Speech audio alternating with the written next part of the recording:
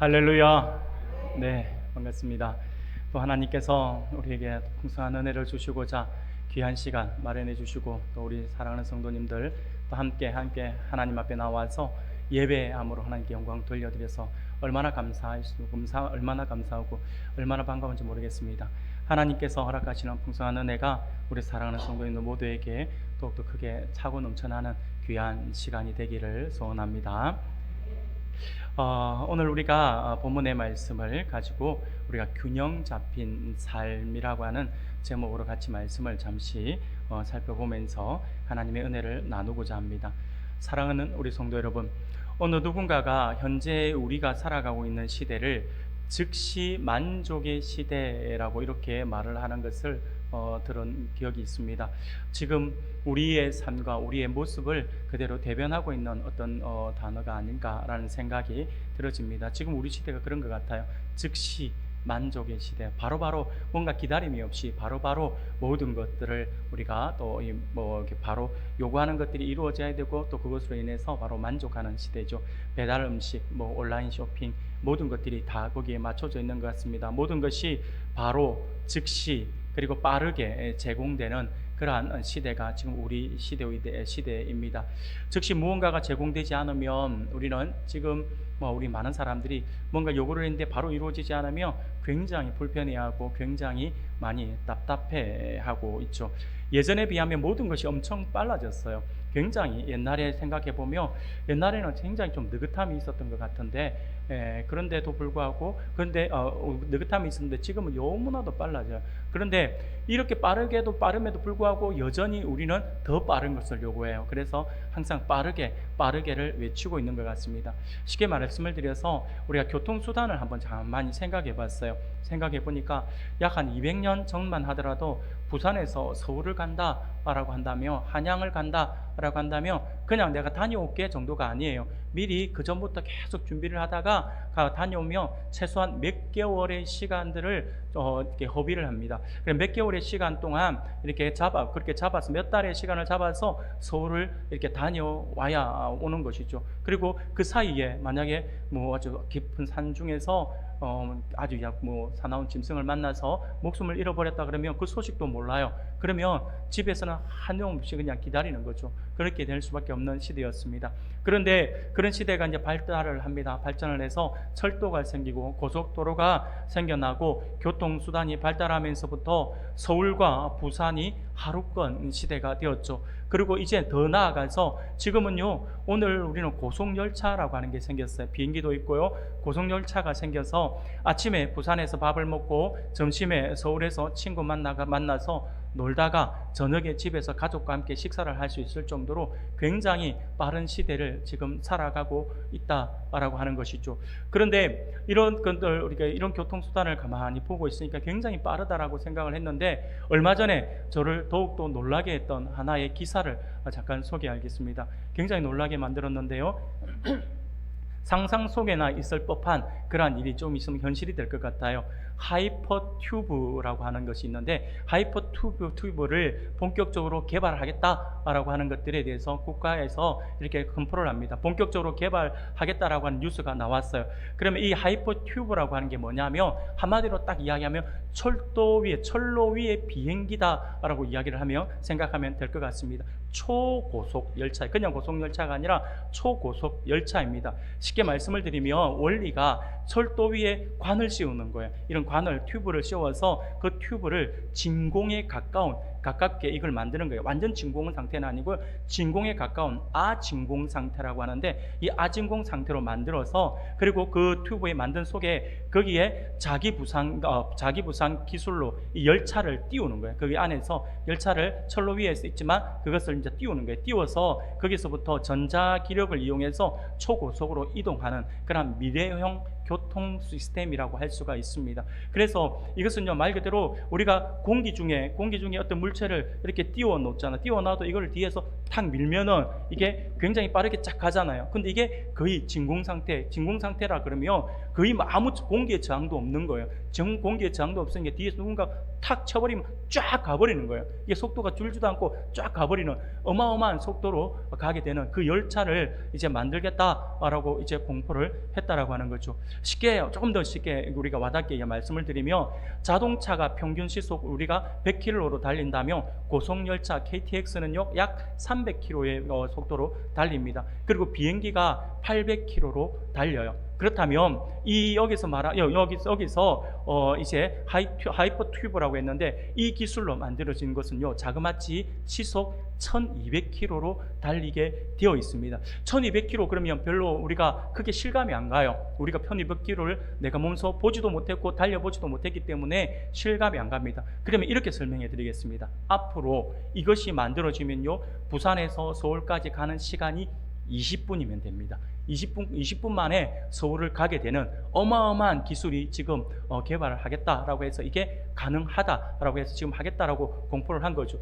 여러분, 제가 문득 말씀을 준비하면서 20분 만에 서울을 간다라고 생각하니까 무슨 생각이 들었냐면, 친구와 함께 차를 마시는 거예요. 차를 마시다가 잠깐만 있어봐, 내 화장실을 갔다 올게가 아니라 이제는요 친구하고 차 마시면 잠깐 미안한데 내 잠깐만 기다려 줄래? 내 잠깐 서울 좀 갔다 올게. 이게 가능한 시대가 온다라고 하는 거죠. 어마어마한 시대가, 정말 빠른 시대가 우리 앞으로 도래할 것이다 라고 하는 것입니다. 사랑하는 여러분, 이런 빠른 시대를 우리가 지금 살아가고 있어요. 그리고 그 시대를 우리가 꿈꾸고 있어요.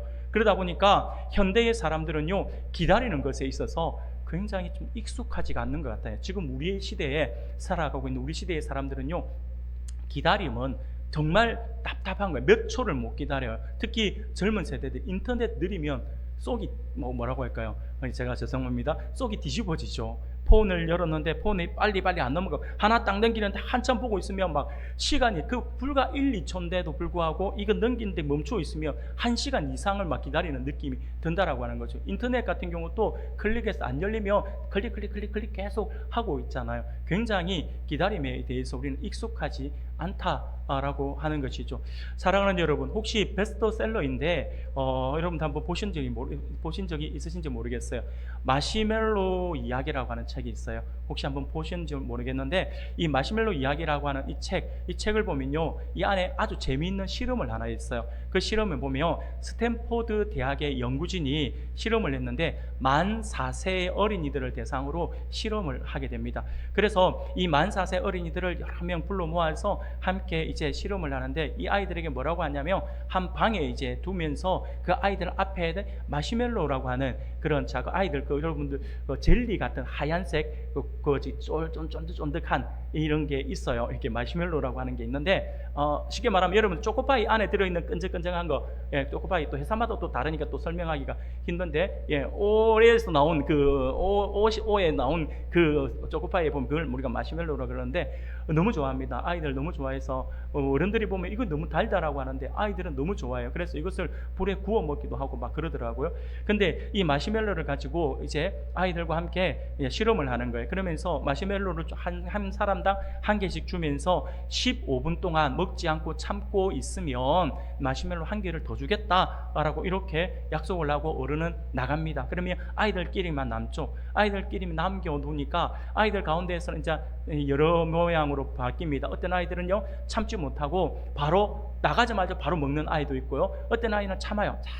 참다가 있는데 옆에 아이들이 계속 먹고 있는 걸 보면서 몰라 하면 자기도 먹는 아이가 있고요. 또 어떤 아이는 마지막에 또 끝까지 기다리면 보상이 있다라고 하는 걸 알고 끝까지 또 기다리는 아이들도 있습니다. 그래서 이 결과를 보면 실험에 참여했던 이 아이들 가운데 3분의 1 정도가 참지 못하고 마시멜로를 먹어버리는 그러한 실험을 한 것입니다. 그런데 이것으로 끝난 것이 아니라, 이 연구진이 재밌게도 이 연구진은요 여기에서 이 실험에서 끝난 것이 아니라 여기에 실험에 참여했던 이 아이들이 앞으로 어떻게 성장하는가에 대해서 함께 연구를 한 거예요. 그러면서 약 14년의 시간을 기다립니다. 14년의 시간을 기다리고 여기에 참여했던 아이들을 이제 추적해 나가는 거예요. 추적해 나가면서 진짜 14년 뒤니까 아이들이 청소년이 되어 있는 거예요. 그러면서 이 아이들을 찾아보았더니 이 마시멜로의 유혹을 참았던 아이들은요 약 14년 뒤에 학업 능력도 좋고 친구들과의 관계도 원만하고 사회성도 뛰어났고, 그리고 스트레스도 효과적으로 자기가 잘 관리하는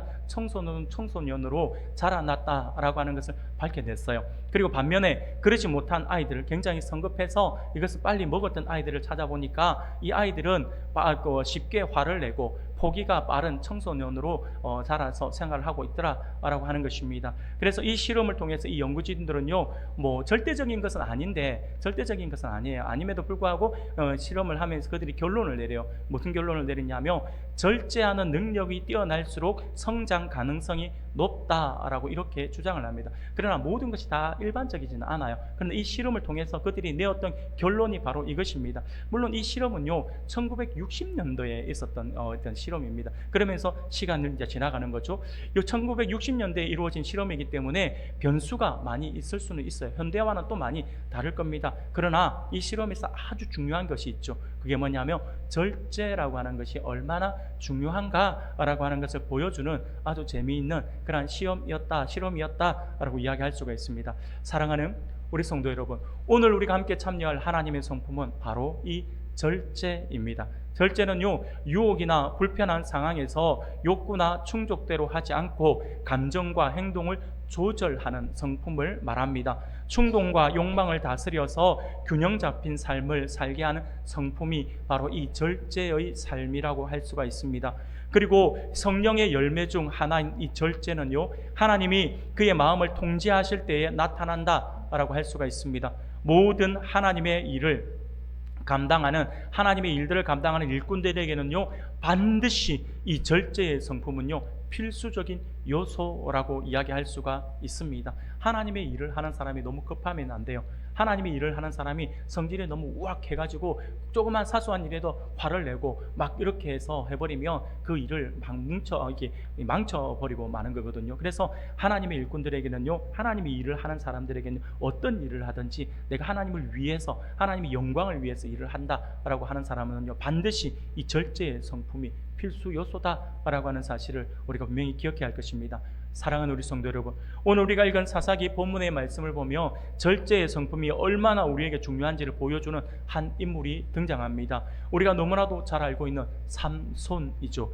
태어날 때부터 삼손은요 나실인으로 구별되게 태어난 사람입니다. 그래서 삼손은요 하나님의 말씀의 규범을 따르는 삶을 살아야 했습니다. 포도주를 금하고 머리에 삭도를 대지 않고 시체를 만지지 않는 그러한 삶을 살아야 했습니다. 이것은요 나실인으로 구별된 사람이 갖추고 지켜야 할 규례였습니다. 우리가 잘 알고 있다시피 삼손은요 그러나 이 욕구를 절제하지 못했습니다. 나실인의 규례를 어기고 많은 것을 우리가 보게 됩니다. 삼손이 태어날 당시 시대적 상황을 살펴보면 하나님의 백성들이 자신들의 죄가 무엇인지도 모르고 회개할 줄도 모르는 그런 암흑의 시대를 살아가고 있었습니다. 삼손은 마치 그 어둠을 뚫고 한 줄기 빛과 같이 아이를 잉태할 수 없었던 마노아의 집에 하나님의 은혜로 잉태되었던 그러한 아이입니다. 사사기 13장 24절 25절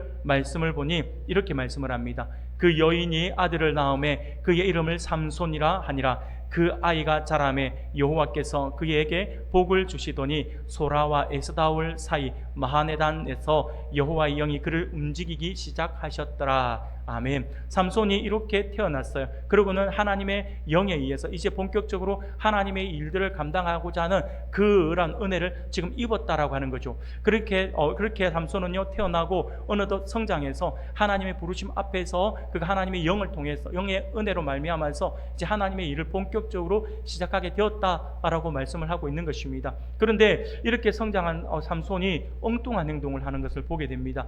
딥나라고 하는 지역을 가게 되었고요. 그곳에서 블레셋 여인 가운데 자기 눈에 아주 아름다운 여인이었던 것 같아요. 그 여인을 보게 됩니다. 그런데 그 여인을 보자마자 첫눈에 반해버리는 그러한 사건이 일어난 것입니다. 그러자 삼손이 어떻게 합니까? 오늘 본문 2절이에요. 2절 말씀을 우리가 같이 한번 읽어보겠습니다. 같이 읽겠습니다. 시작. 올라와서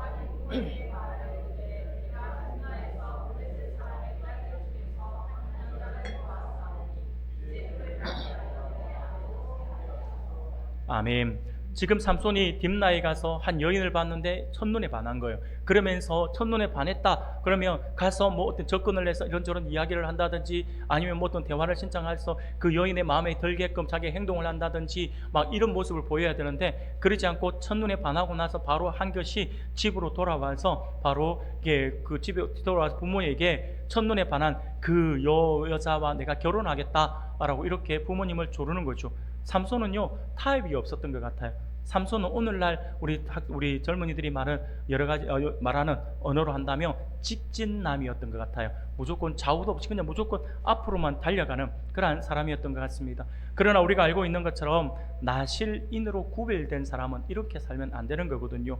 하나님께 구별된 자로서 이방인과의 결혼을 하면 안 되는 겁니다. 출애굽기 34장 16절 말씀을 보면 이렇게 말씀을 합니다. 또 내가 그들의 딸들을 내 아들들의 아내로 삼음으로 그들의 딸들이 그들의 신들을 음란하게 섬기며 내 아들에게 그들의 신들을 음란하게 섬기게 할까 함이니라 라고 말씀을 하고요. 신명기 7장 3절 4절에도 보면 또 그들과 혼인하지도 말지니 내 딸을 그들의 아들에게 주지 말 것이요 그들의 딸도 내 며느리로 삼지 말 것은 그가 내 아들을 유혹하여 그가 여호와를 떠나고 다른 신들을 섬기게 하므로 여호와께서 너희에게 진노하사 갑자기 너희를 멸하실 것임이니라 라고 말씀을 합니다. 사랑하는 여러분, 하나님의 말씀에도 삼손이 이렇게 행동을 하는 부분들에 대해서 이러면 안 된다라고 말씀을 하고 있습니다. 뿐만 아니에요. 오늘 본문 3절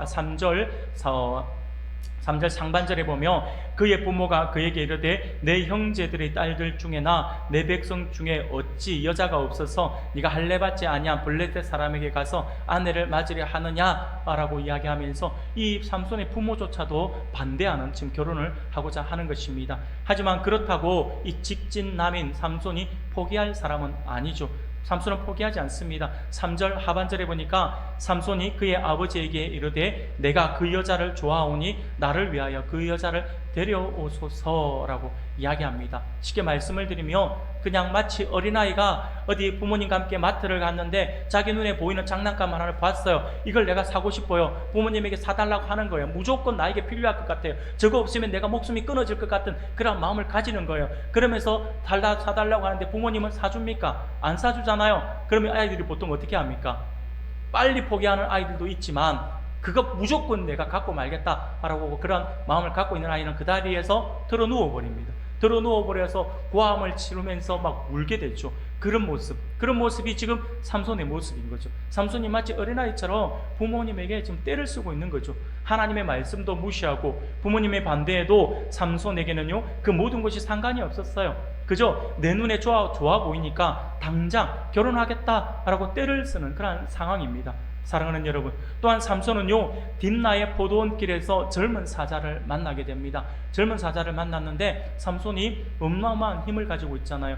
또 하나님의 영이 그와 함께 하시니까 그 사자를 그냥 성경에 보면 염소 새끼를 찢듯이 찢어 죽였다라고 이렇게 이야기를 합니다. 굉장한 힘인 것 같아요. 사자를 만나서 사자를 찢어 죽이고요, 얼마 후에 다시 그 자리에 갔을 때 그 사자의 시체에서 벌이 꿀을 쳤는데 그 꿀을 보면서 여기 삼손은요 그냥 아무렇지도 않게 그 꿀을 헤집어서 그 시체를 헤집어서 그 꿀을 떠서 그것을 먹었어요. 그것을 먹으면서도 아무런 생각도 없었고요, 그리고 나실린으로서의 아무런 가책도 없이 떠먹었다라고 하는 거죠. 시체를 만졌다라고 하는 것도 부정한 것이죠. 그런 모든 것들을 보면 하나님의 말씀과는 전혀 다르게 내 생각대로 움직이는 삼손의 모습을 볼 수 있습니다. 사랑하는 여러분, 그러나 성경은 나실린의 규례에 대해서 분명히 말씀을 해요. 민수기 6장 6절 7절에 보면 이렇게 말씀을 합니다. 자기의 몸을 구별하여 여호와께 드리는 모든 날 동안은 시체를 가까이 하지 말 것이요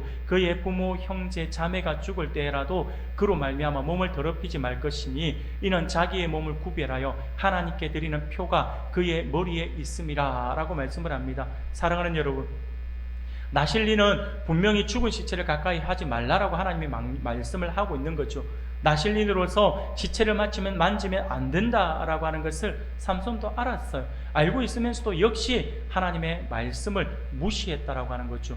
그저 자신의 눈에 맛있어 보이니까 먹어야겠어라고 생각을 했다면 그 즉시 행동으로 옮기는 사람이 삼손이었다라고 하는 것입니다. 뿐만 아니라 삼손의 비행은요, 결혼잔치에도 나타납니다. 수수께끼를 내어서 속았을 때에도 그랬고요, 분노를 참지 못하고 즉시 블레셋의 아슬골론이라고 하는 곳에 내려가서 30명을 쳐 죽이고 노략질해서 내기빛을 갚는 삼손의 모습들도 보며 하나의 망령된 행실이다 라고 할 수가 있습니다. 하나님의 말씀과는 전혀 동떨어진 행동들을 하고 있다라고 하는 거죠. 사랑하는 우리 성도 여러분, 삼손의 이러한 비행을 보면서 무슨 생각이 드십니까? 이게 바로 오늘을 살아가고 있는 오늘 우리들의 모습은 아닐까라는 생각이 들어집니다. 오늘을 살아가는 많은 현대인들은 원하는 것이 있으면 즉시 가져야 합니다. 화가 나면 즉시 표현을 해야 하고, 하고 싶은 것이 있으면 즉시 해야 한다라고 생각하며 살아가는 사람이 너무나도 많아요. 예전에는요, 참고 절제함이 미덕이다 라고 이렇게 가르쳤다라고 한다면 오늘날은 그렇게 가르치지 않아요. 아이들에게 오늘날은 참으면 또 다른 병을 불러온다 라고 이렇게 이야기를 하면서 지금 하고 싶은 것을 다 해야 한다 라고 이야기를 하죠. 또 그렇게 가르치고 있습니다. 그러다 보니까 공공시설에서 아이들이 다른 사람의 피해를 주면서까지 뛰어놀아도 아무런 제재를 하지 않는 거예요. 우리 아이 기죽일까봐.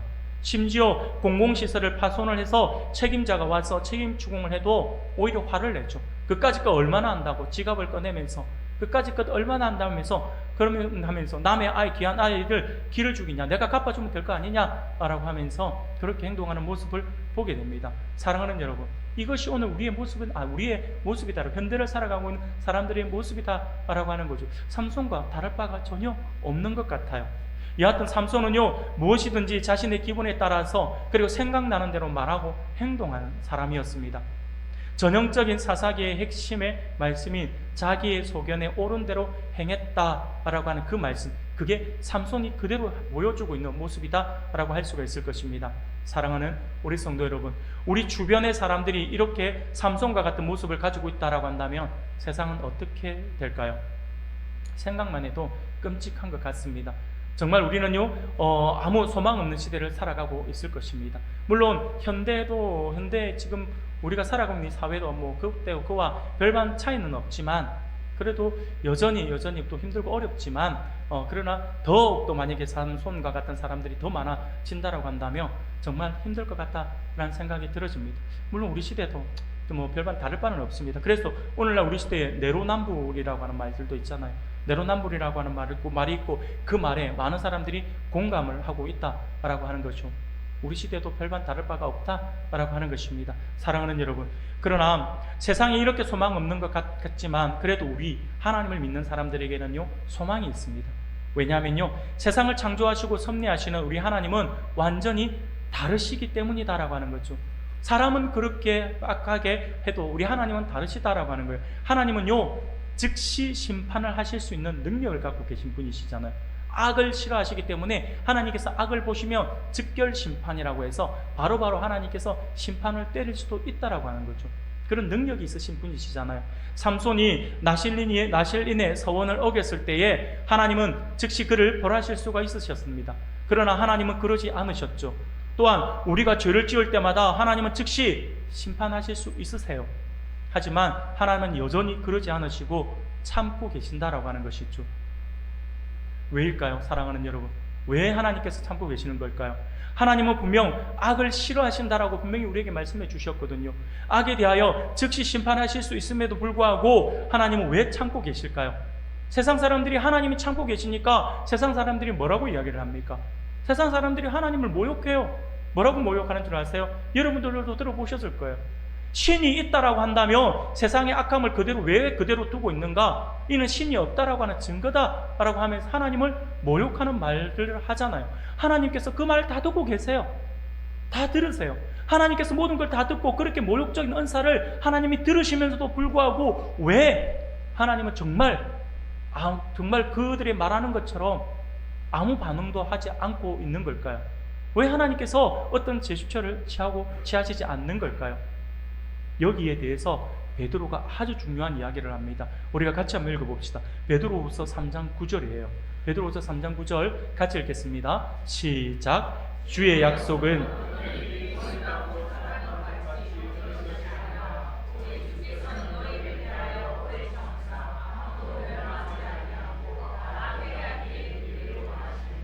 아멘. 사랑하는 우리 성도 여러분, 베드로의 말을, 베드로의 이 고백을, 이 선포를 우리가 생각해 본다면 하나님의 오래 참으심은 다른 이유가 아니었어요. 하나님이 오래 참으시는 것은요, 하나님이 힘이 약한 것도 아니고요, 하나님께서 악을 모르셨던 것도 아니고요, 하나님께서 그저 그냥 너희끼리 잘 살아봐라 라고 해서 하나님께서 그냥 뒷짐지고 계셔서 그렇게 한 것이 아니라 하나님의 지극하신 사랑 때문이었다라고 이렇게 정리를 할 수가 있습니다. 하나님은 우리가 회개하고 돌아오기를 기다리고 계시는 것이죠. 한 번 실수해도 하나님께서 포기하지 않으십니다. 두 번 실수해도 포기하지 않으십니다. 심지어 수없이 반복해서 실수해도 하나님은요, 여전히 우리를 기다리고 계시더라라고 하는 거죠. 그가 회개하고 돌아올 때까지요. 사랑하는 여러분, 이 얼마나 큰 은혜입니까? 나의 모습을 돌아본다면 이것이 얼마나 큰 은혜인지 깨달아질 것입니다. 여러분, 오늘 본문의 삼손이 하나님의 말씀을 무시한 채 이방 여인과 결혼하려 할 때도 하나님은 참으셨어요. 죽은 사체를 만져서 그 몸이 부정해졌을 때도 하나님은 역시 기다리셨어요. 술잔치를 벌였을 때도 하나님은요, 기다리셨고요. 술에 취해서 망령된 내기를 할 때도, 그리고 그 내기에 져서 분노로 사람들을 쳐 죽였을 때도 하나님은 삼손을 포기하지 않으시고 참으시고 기다려 주셨다라고 하는 것이죠. 곧 하나님은 삼손이 회개하고 돌아오기를 오래 참으며 기다리고 계셨다라고 하는 것입니다. 사랑하는 여러분, 이러한 하나님의 성품은 오늘 우리들에게도 마찬가지입니다. 우리가 어리석어서 몇 번을 실수해도, 몇 번을 넘어져도 하나님을 포기하지 않고, 하나님은 포기하지 않으시고 오래 참고 우리를 기다리고 계십니다. 혹시 오늘은 내 아이가 돌아올까? 오늘은 정신 차리고 바르게 살까? 라고 하면서, 그렇게 내 아이가 돌아올까? 라고 하면서 기다렸던 탕자의 아버지처럼 그렇게 기다리시고 계신다라고 하는 거죠. 이것이 바로 우리 하나님의 성품입니다. 즉시 심판하지 않으시고, 즉시 포기하지 않으시고, 사랑으로 오래 참으시고 기다리시는 분이 바로 오늘 저와 여러분들의 아버지 되시는 우리 하나님이심을 믿으시길 바랍니다. 사랑하는 우리 성도 여러분, 하나님을 닮은 하나님의 자녀인 오늘 우리들의 모습 또한 우리가 한번 돌아보아야 합니다. 오늘 우리의 성품도 하나님을 닮아 기다리는 모습을 우리가 가지고 있는지, 그러한 성품을 가지고 있는지, 절제의 그러한 성품을 우리가 가지고 있는지 우리 한번 돌아보자라고 하는 거죠. 우리의 성품은 그렇지 않은 것 같아요. 우리는 오래 참지 않고 무절제한 그러한 삶을 살아가고 있는 것 같습니다. 사랑하는 여러분, 그러면 이와 같은 무절제는 어떤 결과를 가져오게 되는 것일까요? 삼손의 모습을 통해 알 수가 있습니다. 삼손은 하나님의 뜻보다는 자신의 욕망을 우선시했죠. 나실인의 거룩한 신분을 스스로 더럽혔습니다. 불필요한 갈등과 폭력을 만들어내었다라고 하는 것이죠. 결국 그러한 무절제함 삼손의 인생은요, 어떻게 되었습니까? 결국 망하는 삶을 살았다라고 하는 거예요. 자신의 인생을 파괴하고 말았다라고 하는 것입니다. 사랑하는 여러분, 오늘 우리가 읽은 본문의 말씀인, 또 다른 본문의 말씀인 잠언서 25장 28절을 우리가 다시 한 번 더 같이 읽겠습니다. 시작. 자기의 마음을 제어하지 아니하는 자는 성읍이 무너지고 성벽이 없는 것과 같으니라. 아멘. 무슨 말입니까? 고대 사회에서는요, 성벽은 외부의 적으로부터 성읍을 방어하는 데 있어서 아주 필요한 것이죠. 그래서 얼마나 성벽을 얼마나 튼튼하게, 단단하게, 높게, 견고하게 만드느냐에 따라서 성 안에 사람들이 평안을 누릴 수가 있었습니다. 그런데 성벽이 없다라고 하는 것은요, 곧 침략자에게 성을 내어놓는 것이나 마찬가지인 셈인 것이죠. 그러므로 저자는요, 자기의 마음, 곧 자신의 모든 욕망과 감정을 다스리지 못하는 것을 무너진 성벽에다 비유를 하고 있는 것입니다. 사랑하는 여러분, 그렇습니다. 이는 오늘 우리도 마찬가지입니다. 젊은 세대들에게는요, 휴대폰이나 컴퓨터 게임들을 절제하지 못해서 꼭 해야 될 일들, 해야 될 공부의 시간을 낭비하는 경우들이 많이 있죠. 또한 모두가 마찬가지입니다. 현대를 살아가는 우리들, 오늘 우리의 성도들 모두에게 적용이 될 겁니다. 감정을 절제하지 못하면서 성도들과 감정을 절제하지 못해서 성도들과 지인들과의 사이에 갈등을 불러일으킨다든지, 욕망을 절제하지 못해서 잘못된 선택을 하게 되어서 결국 망하는 길로 간다든지, 아니면 말을 절제하지 못해서 누군가의 마음에 되돌릴 수 없는 깊은 상처를 주어서 걷잡을 수 없는 관계로 이어지는 것을 우리는 주변의 많은 사람들을 통해서 수없이 보아왔습니다. 이것이 정도를 넘어서면 결국 오늘 현대사회의 큰 문제인 중독이 되어서 걷잡을 수 없이 심각해진다라고 하는 것입니다. 사랑하는 여러분, 절제하지 못하고 무절제한 삶은 결국 중독으로 나아가게 되는 것입니다. 사랑하는 여러분, 그런데 이것이 더 심각한 것은 무엇이냐면 바로 이 무절제함은요, 영적인 것입니다. 무절제는요, 단순히 시간 낭비나 인간관계 문제를 뛰어넘어서 우리 하나님과의 관계를 해칩니다. 삼손이 그랬잖아요. 우리도 무절제할 때에 하나님의 뜻보다 내 욕망을 더 중요하게 여기게 되어 있습니다. 또한 하나님이 주신 거룩함을 스스로 더럽히게 되는 것이죠. 하나님의 형상을 담기보다는 세상을 닮아갑니다.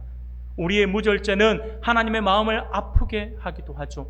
이는 타락한 인간의 죄된 본성과도 같습니다. 하나님이 그렇게 오래 참으며 사랑해 주시는데 우리는 여전히 즉시 우리의 만족을 위해 살아가고 있는 것 같습니다. 하나님의 기다림을 무시하고 내 방식대로 살아가고 있다라고 하는 것이죠. 사랑하는 우리 성도 여러분, 그렇다면 우리는 어떻게 해야 할까요? 어떻게 절제할 수 있는 것일까요? 여러 가지가 있겠지만 중요하게 생각해야 할 것은 바로 우리가 절제할 수 있는 방법은 하나님의 오래 참으심을 우리가 기억하는 것입니다. 하나님이 어떤 사랑을 베풀고 있는지를 우리가 기억해야 합니다. 우리로 하여금 절제할 수 있게 하는 힘은 바로 하나님의 사랑에 대한 감사에서 시작됩니다.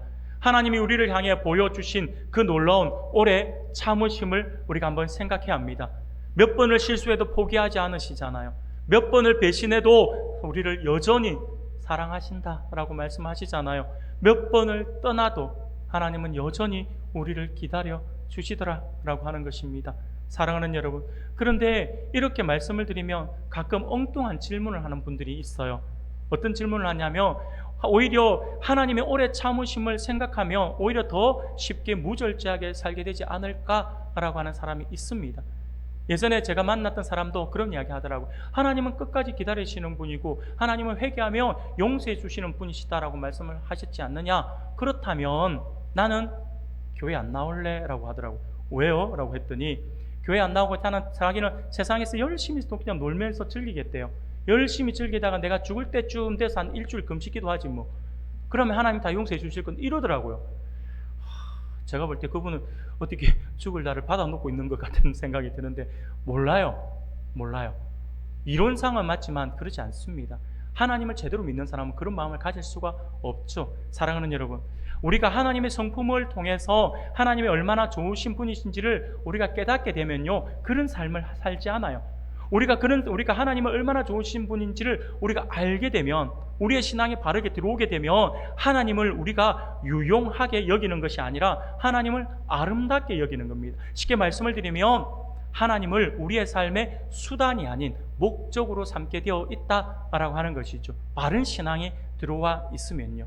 사랑하는 여러분, 절제는 유혹이나 충동, 불편한 상황 속에서도 욕망과 감정을 통제하며 행동하는 성품이다라고 말씀을 드렸죠. 절제는 성령의 열매로서 하나님이 기뻐하시는 아주 중요한 성품이며, 절제의 핵심은 나의 감정과 욕망이 아니라 하나님의 뜻을 따르는 데 있음을 분명히 기억해야 합니다.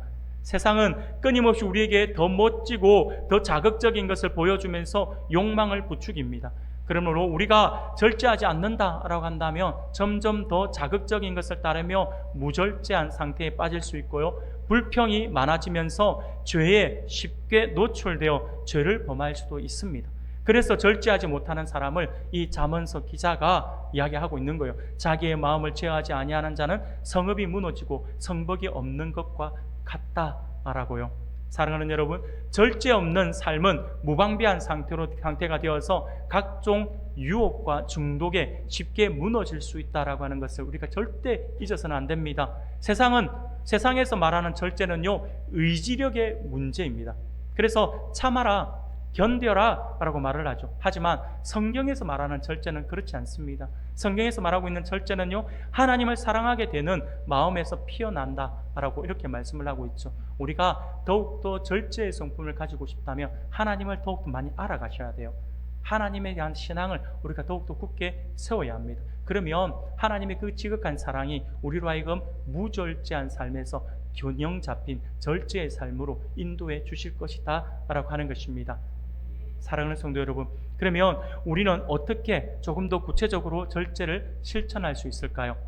그것은요, 먼저는 매일 하나님의 오래 참으심을 어떻게 해야 된다고요? 기억해야 된다고 말씀을 드렸잖아요. 하나님의 오래 참으심을 기억해야 합니다. 그래서 여러분들이 이제는 아침마다 여러분들 일어나면 그렇게 한번 기도해 보시면 좋겠어요. 아니면 저녁에 기도할 때도 이렇게 한번 기도하시고 한번 여러분들 잠자리를 청하면 어떨까요? 하나님이 하나님께서 어제도 나를 오래 오늘도 나를 오래 참아 주셨구나. 오늘도 그 사랑에 또 하나님 또 내일도 하나님께 주시는 그 사랑에 감사하며 살아야지라고 하는 그러한 기도를 여러분들 한번 하면서 자면 어떨까라는 생각이 들어집니다. 두 번째는요, 실패해도 포기하면 안 됩니다. 비록 내가 바르게 살겠다라고 다짐하고 하는데 또 넘어져요. 내가 다시는 내가 이 죄를 범하지 않아야지, 다시는 내가 주의를 범하지 않아야지 하고 결심을 해도 또 내가 죄를 짓고 내가 또 여전히 그 모습에 빠져 있다라고 한다고 해서 너무 그렇게 해서 나는 역시 안 되는 것 같아 라고 하면서 포기해서는 안 됩니다. 그럼 포기하지 말고 우리가 여전히 하나님은 그럼에도 불구하고 기다리고 계신다라는 생각을 하고 여전히 어제 내가 실패했으면 오늘은 성공하기 위해서 더 그 노력을 할 수 있는 모습이 우리 안에 있어야 할 것입니다. 그렇게 한다면 하나님은 분명히 우리를 도와주실 거예요. 그리고 또 세 번째는요, 절제를 통해 다른 사람들에게도 하나님의 성품을 보여주셔야 돼요. 나만 하나님의 그 지극한 사랑을 받는 것이 아니라 하나님의 그 사랑을 내가 받은 자로서 흘려보낼 수 있어야 돼요. 이게 하나님의 사람들입니다. 하나님의 사람들은요, 반드시 하나님의 절제하심을, 하나님의 참아주심을 경험했다라고 한다면 그 참아주심과 그 사랑을 흘려보내야 되는 거예요. 우리 주변 사람들에게 그것을 표현하고 나타내어 줘야 한다라고 하는 거죠. 그렇게 우리가 살아가야 합니다. 그래야 할 때 우리의 삶은 균형 잡힌 삶을 살아가게 될 것입니다. 사랑하는 성도 여러분, 오늘 하나님께서 우리에게 주신 말씀을 기억할 수 있기를 바랍니다. 그래서 오늘부터 하나님의 오래 참으심을 우리가 기억하면서 그 아름다운 성품을 닮아가는 절제의 삶을 통하여서 균형 잡힌 삶을 살아갈 수 있고, 그러므로 말미암아 풍성한 열매를 맺어서 더욱더 하나님을 기쁘시게 하는 우리 모든 성도님들이 다 되시기를 주님의 이름으로 축원합니다. 아멘.